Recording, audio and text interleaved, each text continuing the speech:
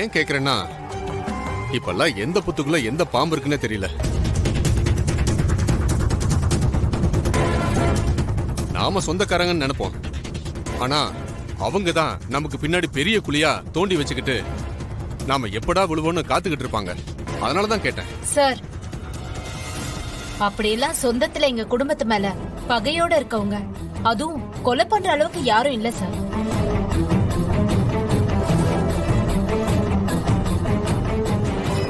இது ஏதோ பிசினஸ் போட்டியில வந்த பகைதான் நினைக்கிறேன். சார், அந்த லாரி பத்தி விசாரிச்சீங்களா? விசாரிச்சம்மா. நீங்க சந்தேகப்பட்டது சரிதான்.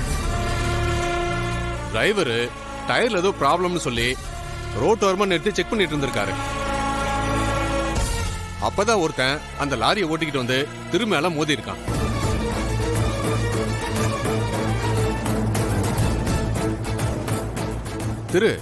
நீங்க சொல்றத வச்சு பாக்குறப்ப உங்களை கொலை பண்ண வந்தவன் போன்ல பேசின ஆளு மண்டபத்துக்கு வெளியே இருந்திருக்கலான்னு ஒரு தியரி யோசிச்சு பார்த்தேன். அதுக்கும் வாய்ப்பு இருக்கு.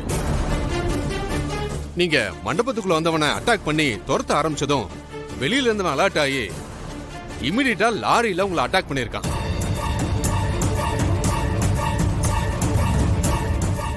அந்த லாரி டிரைவர் கிட்ட லாரியை ஓட்டி உங்க மேல ஆக்சிடென்ட் பண்ணவன் எப்படி இருப்பான்னு விசாரிச்சு ஒரு டிராயிங் வரைஞ்சிருக்கோம்.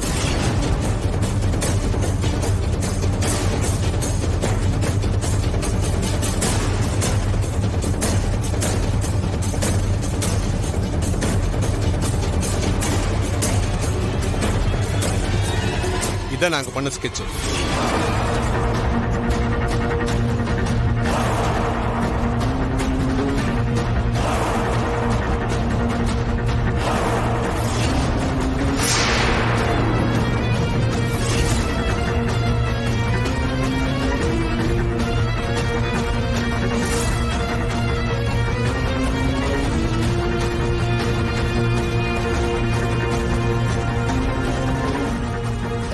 சார், அவனை காட்டுங்க.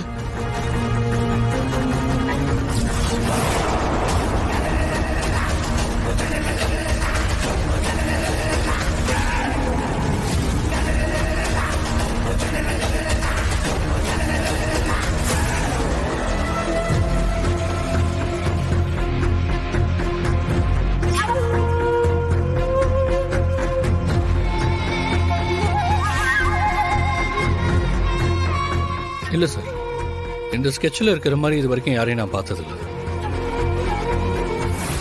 இது கண்டிப்பா கௌதமோட ஃபேஸ் மாடல் தான்.